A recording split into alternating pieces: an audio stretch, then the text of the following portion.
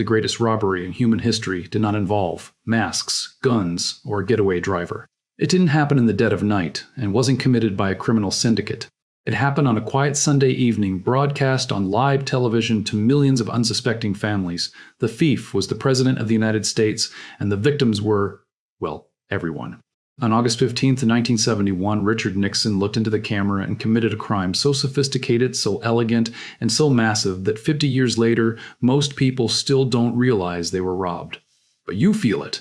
You feel it every time you go to the grocery store, every time you look at housing prices, and every time you realize that despite working harder than your grandfather, you are significantly poorer than he was. That 18-minute speech didn't just change policy. It fundamentally altered the physics of our reality, turning solid gold into paper illusions. To understand the magnitude of this betrayal, we have to look at the world before the theft.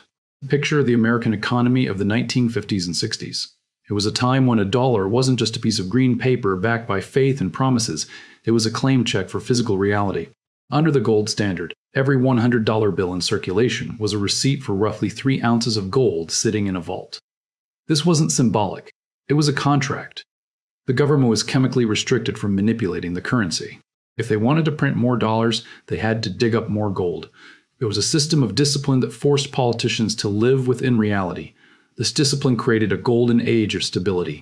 A man could stash away $1,000 in a shoebox in 1950, knowing that 20 years later, that money would purchase roughly the same amount of goods. The gold standard was a shield that protected the working class from the invisible tax of inflation. It stopped governments from funding endless wars and massive social experiments with money they didn't have. But for the politicians in Washington, this discipline wasn't a safety feature, it was a shackle. They wanted to spend without limits, and reality was getting in the way. The trap was set years earlier, in the ashes of World War II, at a hotel in Bretton Woods. The global powers agreed to a new system where the US dollar would be the world's reserve currency, pegged to gold at $35 an ounce.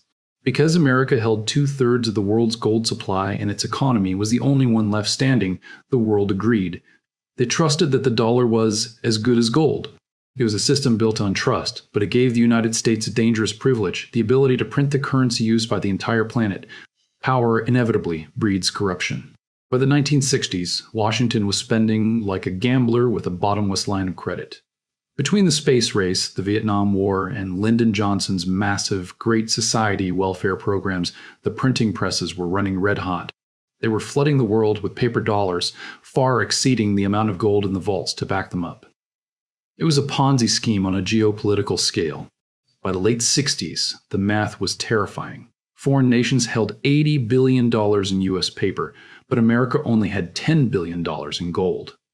The emperor had no clothes, and the world was starting to notice.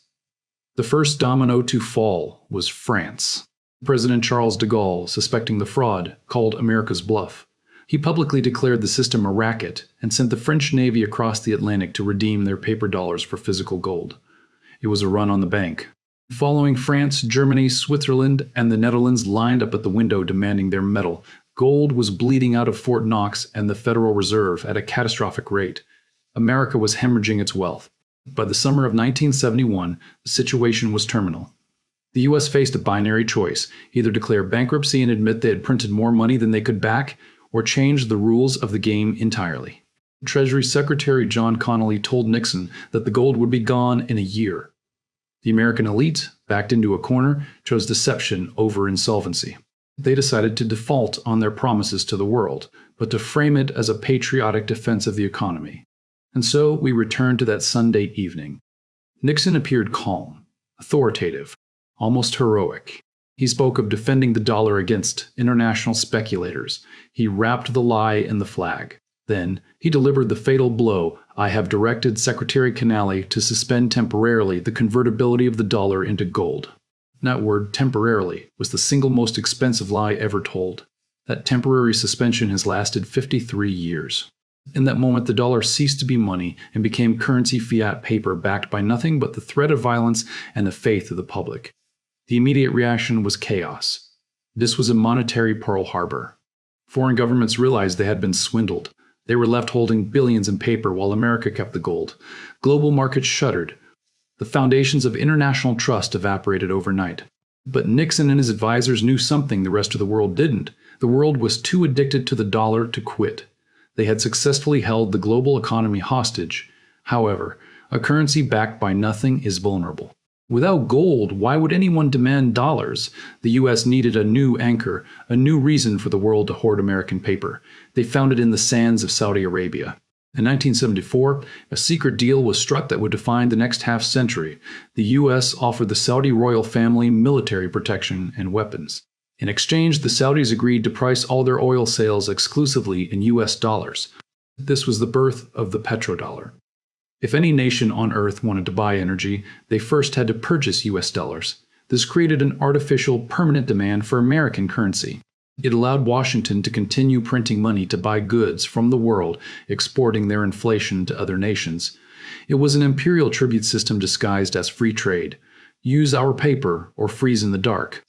But while the geopolitical game was saved, the domestic population was being slowly suffocated. For the average American, the Nixon shock seemed abstract at first, but the consequences were like a slow-acting poison. Without the anchor of gold, the government could print money at will, diluting the value of every dollar you earned and saved. Prices began their relentless march upward. We call it inflation, but it is actually theft. It is the transfer of wealth from savers to the printers. Let's look at the cold, hard reality of the numbers. In 1971, before the gold window closed, the average American home cost about $24,000. A family could buy a house with just 2 or 3 years of income. Today, that same house costs over $500,000, requiring 6 to 7 years of total household income. A new car was $3,500. Now it's $50,000. The narrative that things get more expensive is a lie. Things aren't getting more expensive.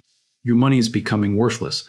This shift from sound money to fiat currency fundamentally broke the social contract. It rewarded those closest to the printing press, the banks, the corporations, the financial elite, while punishing the working class. When new money is created, it goes to the banks first. They use it to buy assets before prices rise. By the time that money trickles down to your paycheck, prices have already skyrocketed. This is why the financial sector has exploded from a boring utility into a monster that devours the economy. The wealth gap we see today is not a byproduct of capitalism. It is a direct result of the monetary system Nixon unleashed. In 1970, a CEO earned 25 times more than the average worker. Today, they earn 300 times more. The top 1% now own nearly a third of all national wealth, while the bottom 50% own crumbs. This isn't an accident. It is a mathematical inevitability of a fiat system. The rich own assets that inflate, the poor own cash that depreciates. We are now living in the terminal phase of this experiment.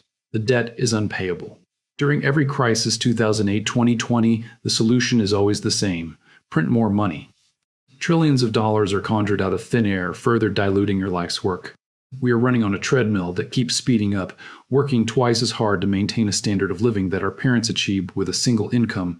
Nixon didn't just change the currency, he stole the concept of value itself. He took a system based on finite resources and discipline and replaced it with a system based on infinite debt and political whim.